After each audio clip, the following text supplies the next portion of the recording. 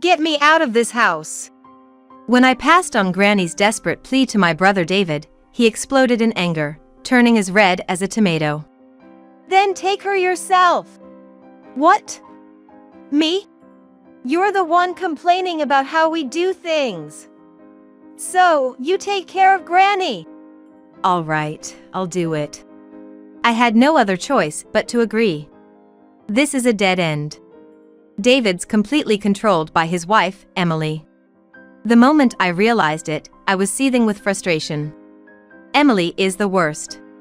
She's treating Granny like a servant and has sweet David under her spell. All for her own gain. I won't let her get away with this. I'll take back everything she's taken from us and leave her in shambles. Determined, I made my way to Granny's room. My name is Betty. I'm a 28-year-old secretary at a real estate firm run by David. I've recently married Stephen, a colleague from the same firm. Stephen, I'll be stopping by my parents' house before I come home today. All right, I'll meet you back at the house. Exchanging such words with Stephen is not out of the ordinary for us. That's how close I am with my family.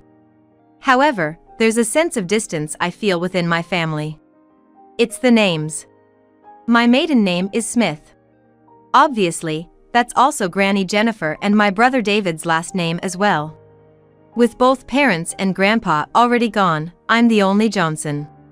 It's not that I dislike it, but it does make me feel a bit lonely. I wonder if it'll feel even lonelier when David gets married. David is about to get married. Once he's married, he'll surely prioritize his wife over me. With this slight unease, I headed to my childhood home. Granny lives in a detached house. Apparently, Grandpa built it, and the building itself is quite old. I opened the heavy front door and called out to Granny. I'm home, Granny. Betty, is that you? Come on in. Granny's voice came from the living room. Following her voice, I walked into the living room to see Granny, David, and an unfamiliar woman. The woman gave a polite nod. Pleased to meet you. And who might you be? I'm Emily, your brother David's fiancée. David nodded slightly when I looked at him. I was aware David was getting married. But I didn't expect him to bring his fiancée along. The sudden introduction left me greeting her awkwardly. Pleased to meet you, I'm Betty, his sister. You're married, right? Emily asked, smirking unpleasantly. Thinking she might be interested in me, I simply nodded. Yes. Then why are you back here? You weren't kicked out, were you? Emily's laugh was tinged with sarcasm. Annoyed, I asked for clarification. What do you mean by that? Oh, no. It was just a joke, just a joke. Emily laughed. So, this is the type of person she is. Enjoying belittling others, a person with a nasty character. Realizing Emily's mean-spirited nature, I chose my words carefully to respond. I just stopped by to check on Granny. But it's good timing. I got to greet you. Is that so? Emily frowned. It seems she didn't find my reaction amusing. What did she want by making me angry? Was she planning to say something like she never wants to see me again because of that? While pondering, I turned my back to Emily. I'll go make some tea. We can talk after that. Oh, let me help you. Emily followed me. Once we entered the kitchen, Emily casually closed the door. Then she whispered to me in a voice quiet enough so Granny and the others couldn't hear. Putting on such a sanctimonious face, you're so annoying. Is that your true nature? You are pretending to be quite the nice person. It's the same with you, isn't it? Well, whatever, just don't get in my way. Emily pointed a finger right in front of my nose. Get in your way? The greetings are done, and I'm officially becoming the wife of this house. Eventually, this house will be mine, so let me do as I please without interference. Why would it become yours? A brother's wife has no rights to inheritance. When I countered, Emily smugly replied. If David inherits, it's as good as mine. You, Betty, has no say in it. This is also my family home. Such a noisy woman.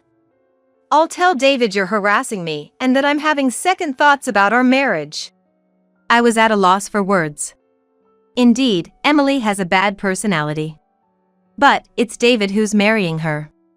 I can't ruin David's marriage on my own. Now that you understand, don't show your face here again. I had no choice but to nod to Emily's words. Half threatened by Emily, I began to visit my family home less and less.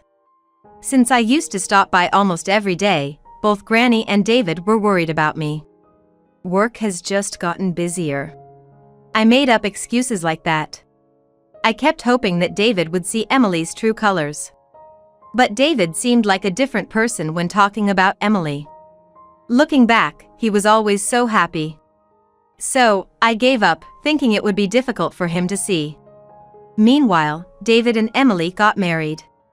6 months flew by quickly, and I found it even harder to visit my family home. Even though I used to go there almost every day, now I only visited about once a month. It's not like I can't see Granny anymore. That's how I comforted myself. Then, one day, I visited my family home on a holiday and unusually, Emily was out. Granny, where's Emily? She went out with a man I don't know. David has been on a business trip since the day before yesterday. Seeing the opportunity, I took Granny out shopping. It was our first shopping trip together in a while. I was thrilled. But, contrary to my feelings, Granny seemed downcast. What's wrong, Granny? Oh. It's nothing. Granny dodged the question. But I found out the reason when we got to the supermarket. Emily took your money. No, it's not like that. Emily is just managing it for me. But it's your money, right? Why is Emily managing it?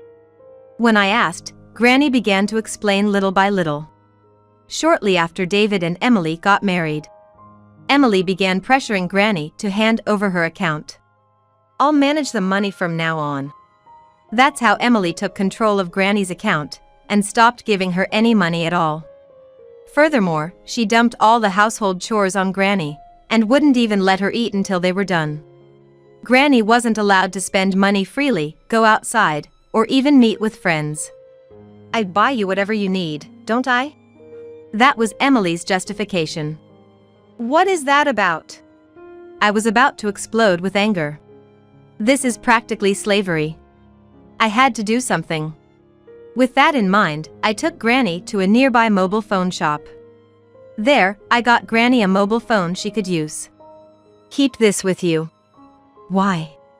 I really want to help you right away, but Emily will definitely interfere. So, for now, think of this as a lucky charm. I taught Granny how to use the mobile phone. That's all I could do for the moment. I needed to prepare various things. My mind was filled with thoughts of Granny. Then, on a certain holiday, a woman named Melissa who lived in the same apartment complex visited my room. Betty, can we talk? It's about Jennifer. Melissa started like that. She was an old friend of Granny's, and they used to meet regularly. According to Melissa, she hadn't been able to see Granny recently. I even tried visiting her house earlier. Earlier, Melissa had gone to see Granny for a particular reason. But Emily came out and drove Melissa away. She's the worst.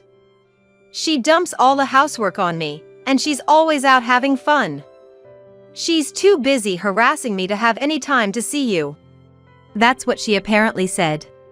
That's exactly what Emily has been doing. Hearing Melissa's story, I was utterly furious. Also, when I was leaving, I caught a glimpse of Jennifer, and she looked much thinner. Her complexion was bad too. You should really take her with you. It had only been a few weeks since I last saw Granny. What happened in this short time? I immediately called Granny's mobile phone. Right away, I heard Granny's screaming voice. Help me, Betty! Get me out of this house! The moment I heard that, I rushed out of the house. Jumping into my car, I headed for my family home. Granny! Are you okay? Shouting at the entrance, a surprised David came out. "What's all the fuss about?" "David, the thing is..."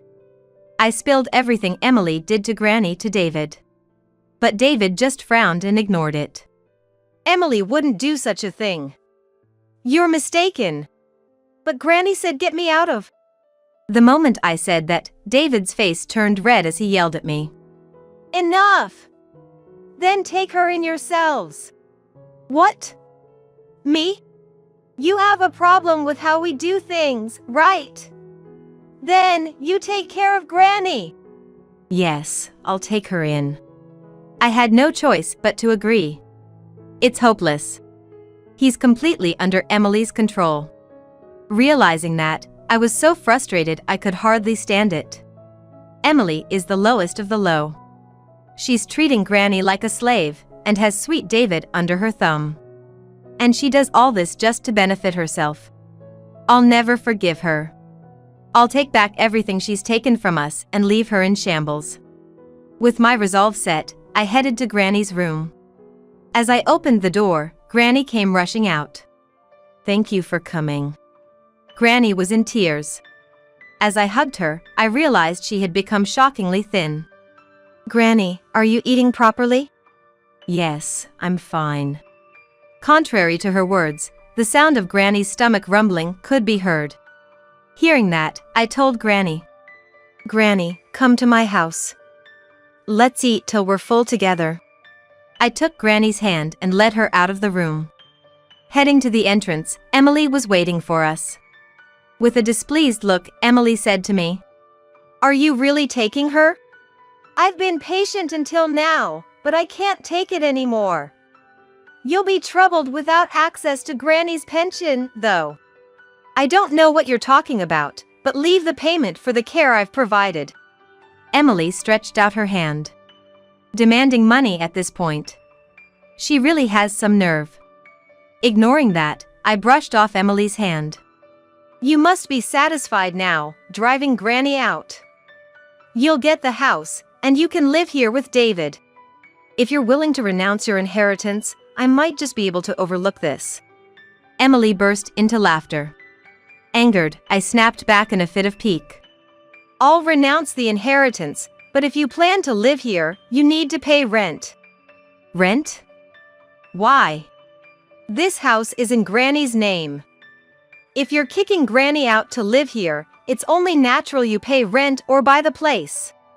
David panicked at my words. "What's that supposed to mean? This is my family home." "So what? Legally, it's Granny's house. It's not your house right now." "That's..." David was at a loss for words. Looking back and forth between David and Emily, I confidently stated, "I'm more knowledgeable about these issues as a real estate agent. David, you have two choices. Pay rent or buy the house. Let me know what you decide." I briskly closed the front door and left the family home. Then, I helped Granny into the car. "Sorry for being late." "It's fine. I'm just glad you came." While we were talking, Emily came out of the house. She approached me, yelling, "I'll buy the house, just as you want. But in return, never show your face to me again." "Do you have that kind of money?" "Of course. I was a popular restaurant worker." She must have made her money working at a club. That would explain her wide circle of friends. I calmly informed her. "Then, I'll have my real estate agent to handle it." "Huh? Are you planning something sneaky?" Emily glared at me. "It's necessary for a fair sale." "Fair sale? You should sell it for less at times like these. Pay back for the care I've provided," Emily shouted, pointing at Granny. However, I responded as calmly as I could. In family home sales, if it's sold below market value, it can be considered a gift. Then, you'd have to pay a gift tax. But... Emily fell silent at my words. With a glance at Emily's frustrated face, I got into the car. "Well, anyways, you really wasted an opportunity." "Huh? Granny is a flower arrangement teacher. Yet, you kept her locked up in her room and turned away people who came to see her. What a waste. At that moment, Emily had a realization. A flower arrangement teacher? Don't tell me the people who came to the house were her students? Indeed, Granny had been teaching flower arrangement classes at home. Melissa was not only a friend but also one of her students. That's why she had been visiting Granny, only to be turned away for no reason, leading to the current situation. She has more than 10 students. Each pays a few dozen dollars per class, which adds up to a significant income. You've wasted several $100s. Emily looked down, visibly frustrated by my words. With a sideways glance at Emily, I left with Granny in the car. On the way home, I contacted Stephen. Upon arriving, Stephen was there to greet us. Dinner is ready. Come inside, both of you. Come on, Granny. Stephen led Granny to the living room. While Granny was eating, we discussed what to do next. After a long discussion, Stephen suggested that Granny could live in his cottage. It's in the countryside, but there's a shop nearby, and there are people living around it. Stephen's cottage was inherited from his father. Located in the mountains of the neighboring state, a place I had visited several times. I think it's a good idea since you'll be busy with selling the house and all. What do you think, Granny? It's a quiet place where you can relax. Granny nodded at my suggestion. Now, the only thing left is to sell the house. Leave that to me. Actually, I have a cunning plan. A cunning plan?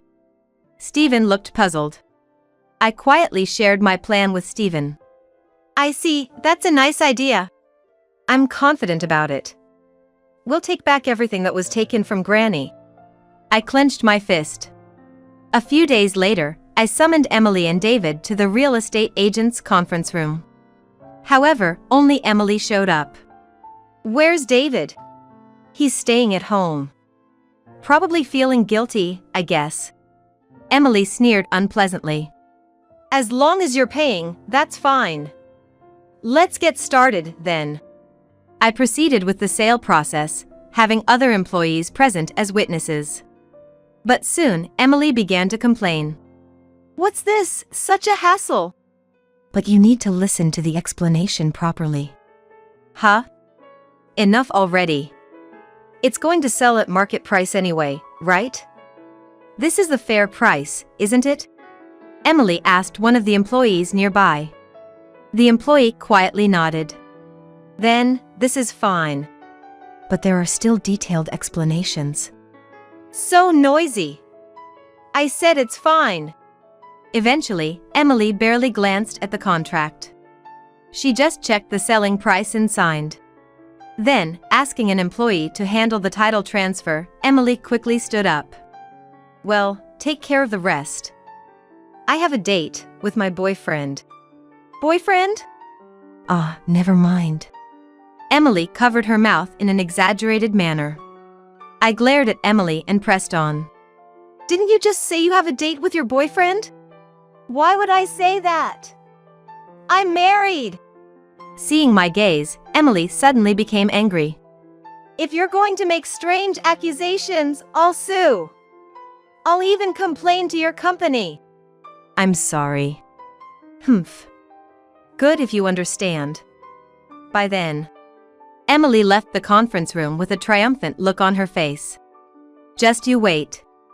Even if you come crying and apologizing, I will never forgive you. I barely held back my laughter as I saw Emily off. About a month after that contract, Emily stormed into the company. Hey! Bring that woman out here! Emily was causing a scene at the company's reception. I hurried over to where Emily was. How may I assist you, ma'am? Don't ma'am me. What is the meaning of this? What seems to be the problem? I asked with a forced smile, prompting Emily to raise her voice even more. My money keeps disappearing. And it's being withdrawn under Betty's name. Bang. Emily slammed her account statement on the reception desk. I took a quick glance at it. Then, with a malicious smile, I informed Emily. I don't see any problem. Why do I have to pay you? I've already paid for the house purchase. Indeed, we had received the lump sum for the house a little while ago. But the withdrawal she was talking about was something else. Seeing as she didn't understand, I explained to Emily in detail. That would be the leasehold fee. Leasehold fee? What's that? It's the fee for renting the land, also known as ground rent. Actually, the land that Granny's house is built on belongs to me. Not that I owned it from the start. When I started working, I found out my family home was built on leased land, so I went out of my way to buy it. This way, you won't have to worry about eviction, should anything happen. That really helped me. I've been worried about it for a long time. Talking with Granny like that is also a fond memory. That aside, I pressured David and Emily to purchase the house. But I never said it included the land. Of course, I properly explained this to Emily at the time of the sale. However, Emily was too impatient to listen to my explanation. I expected this to happen, and she perfectly fell into my trap. As I was smiling, Emily, with an enraged expression, shouted at me. This is fraud.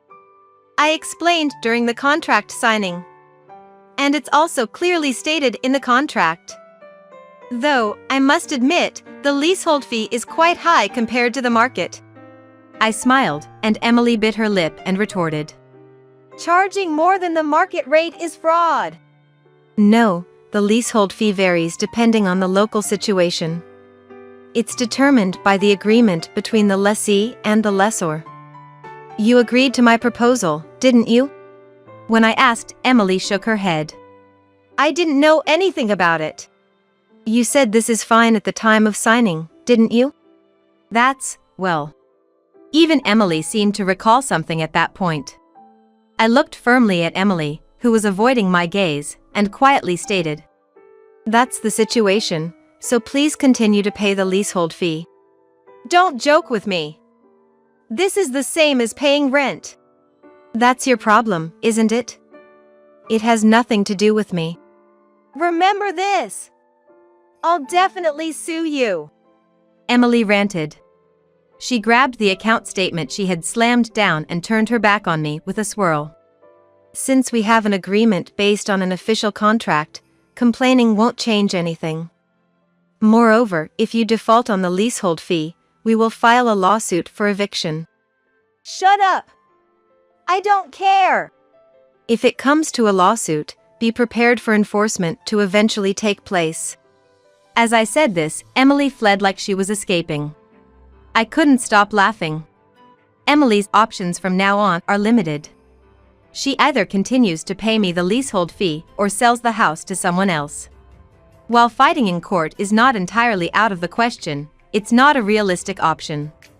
In any case, none of these options benefit Emily. But this isn't the end. We're going to get Granny's money back, too. I braced myself for what was to come. That night, I went to David's house with certain documents in hand. When I rang the doorbell, David answered. What? Betty? It's been a while. I need to talk to you. While we were talking, Emily burst out from the back. What are you doing here? Emily stamped her feet in frustration. I glared at Emily and said firmly. I have something to discuss. If you refuse, we'll just have to go to court. Court? I've checked Granny's account records. There were frequent withdrawals, but they weren't made by Granny. Emily remained silent at my words. I looked at David and asked. Emily has been using Granny's money. There are witnesses too. What will you do? Okay. Come in, let's talk. At that moment, Emily shouted. Don't listen to her. Shut up. It seemed David had his suspicions. Inside the house, I laid out several documents in front of David. These are the bank records. And here are the written statements from witnesses. Witnesses? Who would know about our family matters? Your boyfriend? No, your affair partner. You bragged in front of him, it seems. He thought you were someone who could provide him with money. As I sneered, David's complexion changed. He turned a sharp gaze towards Emily and demanded loudly, "What's this about an affair partner?" "That's not true. Betty's just making things up." Emily was flustered. "I heard it from Granny." "Your affair partner, he came to the house several times, didn't he? And you yourself said it during the house sale, remember?" "Huh? I don't know what you're talking about. You said you were going on a date with your boyfriend, didn't you? If you don't remember, shall I remind you?" I took out my mobile phone and played the voice recording from the contract signing. The moment Emily mentioned boyfriend was recorded. "That's not true. It's edited. It's genuine. I always record for accuracy, and besides, I've gathered evidence of your affair." I said this as I placed a stack of reports on the table. It was an investigation report on Emily's behavior. David muttered while looking at it. "I've always believed in you. Even with Granny's situation, I trusted you over Betty. And now an affair. That's it, we're getting a divorce." Emily snapped at David's declaration. "Fine then. Give me back the money I paid for this house. First, return Granny's money. And the divorce settlement." "Shut up. I can easily pay that. I can earn as much as I want if I go back to the club." Emily slammed the table. That's when I quietly made my point. Going back to the club might not be so easy. "Why not? Have you looked in the mirror lately? All that playing around has made you quite a bit plumper than before." At that moment, Emily turned pale. In fact, Emily had gained a few dozen pounds since the beginning of her marriage. Well, best of luck with that. I left those words behind and exited David's house. In the end, David decided to divorce Emily and demanded compensation for her affair. There was some dispute over the amount, but it was eventually settled through mediation. Furthermore, I demanded that Emily return Granny's money. Thanks to Emily's affair partner, who talked, Emily couldn't argue back and agreed to return the money promptly. She honestly offered to return the money. However, in order to get Granny's money back, Emily demands for her money back by giving up the house. Reluctantly, I accepted her request. Emily returned to working at the club to pay the compensation to David. But Emily had changed in both style and everything else. Naturally, she couldn't earn as much as before. She was quickly moved to a back office role, and now, it's said she's working a lot behind the scenes at the club. On the other hand, perhaps because David felt he had no face to show us, he moved away as if fleeing. He now lives quietly alone in a small apartment. Meanwhile, I've been incredibly busy with Granny's move. I visited Granny almost daily and ran around handling the house's title transfer, among other things. And today, as things have finally settled down, Stephen mentioned something during lunch. "Hey, I was thinking, why don't we live with Granny from now on?" It goes without saying that I immediately agreed. I plan to discuss it with Granny today.